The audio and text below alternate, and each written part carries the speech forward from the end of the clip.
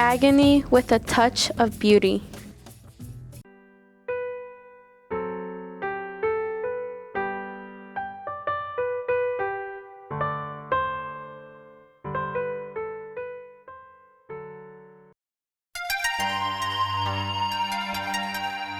During the 10th century, the Emperor of China took away the civic rights of women by demanding the practice of foot binding to spread to the highest class of women. The responsibilities relied to the parents who weren't educated enough to stand up for their rights upon their own bodies and force their daughters into the practice of foot binding.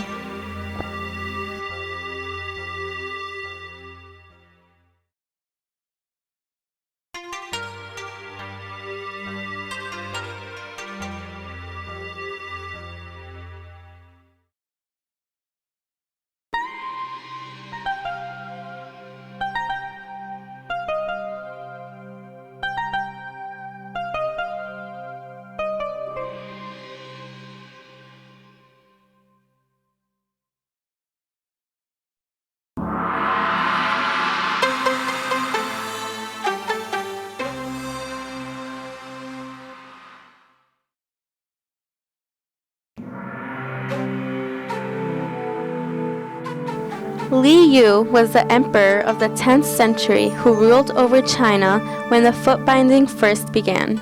Li Yu had a favorite dancer who would dance on a stage shaped as a lotus flower. She would bind her feet to be able to make her feet as small as possible so her feet would look like hooves.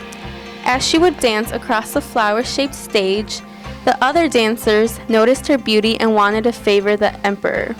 From then on, the process of foot binding began in the highest class of Chinese women. To have your feet bound meant that you are beautiful and feminine. Men saw this as beautiful because to walk in bound feet developed a lot of muscle in your hips and thighs, which attracted the Chinese men. Foot binding became most widespread in the 12th century. Foot binding was a practice that continued on for years. The practice eventually became unfashionable when the Qing dynasty fell. Therefore, the practice became outlawed by a revolution that trampled the Qing dynasty and was officially banned in 1911 during the revolution of Sun Yat-sen. The practice was banned because many Western people started to move to China and Western women became strong advocates against foot binding, and by then, Europe and North America came back to China stating their support for abolishment of the practice.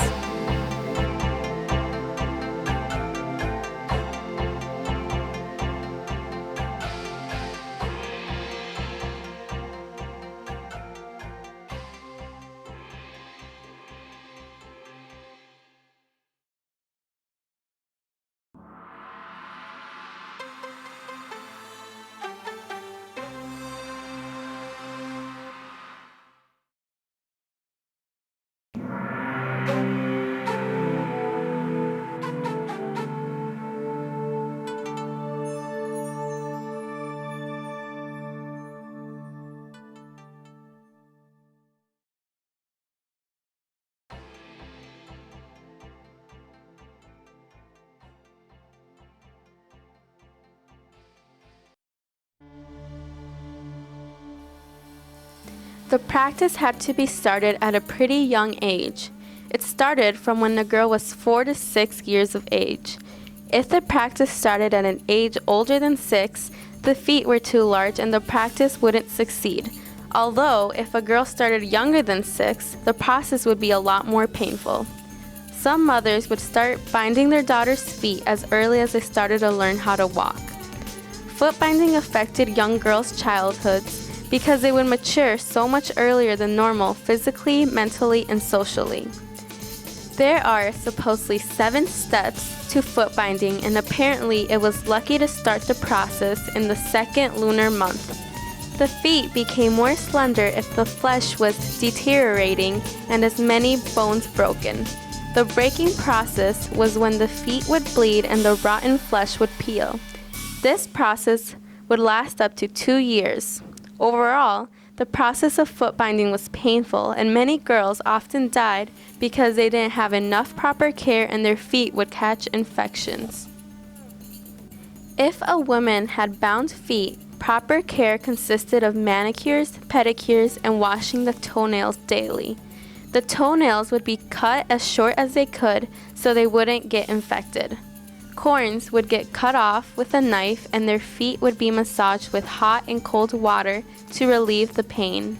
Sometimes the water would be mixed with herbs and animal blood.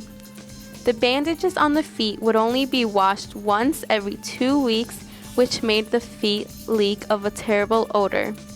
After the process of feet binding, it would take approximately 6 months to be able to walk and get used to the pain.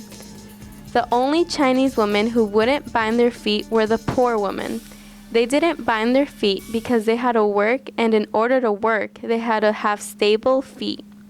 By the mid-17th century, in order for a woman to get married, she had to have her feet bound.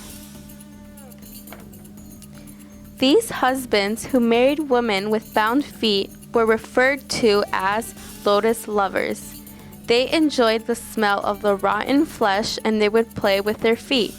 Some even drank water that has been used to clean bound feet. Women who had their feet bound would remain bound for a lifetime. In 1644, the Manchus tried to ban the practice but didn't succeed. Then, in 1874, the first anti-foot binding committee took place. Afterwards, in 1949, the communists took power and regarded their own banishment of foot binding. This was supported by the Women's Christian Temperance Movement, which started in 1883. After the banishment of foot binding, the practice went on secretly in rural areas. These women who continued the practice lived in a village located in China's southern Yunnan province. After the banishment of foot binding, women who had their feet bound already were abandoned by their husbands. These women were embarrassed and never showed their bare feet. People who saw women with bound feet would cut their bindings off. For those who were still binding their feet, the Chinese government would fine them.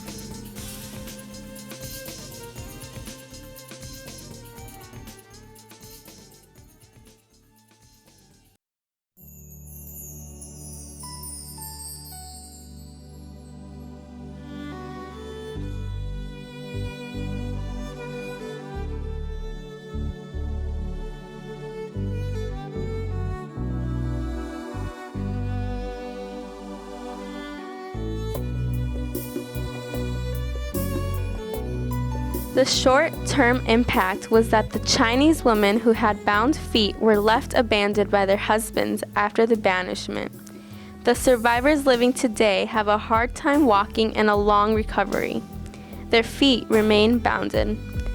Most of the survivors say they regret binding their feet, but they had no option if they wished to marry. They mainly regret it because they no longer can dance or move properly. The Chinese society today are embarrassed of their history about this practice. They realize they were cruel to their own women. A long-term impact is that still today, wearing high heels is considered a way of foot binding because of the way the feet arc. Both Chinese foot binding and wearing high heels is used as a way of fashion and beauty.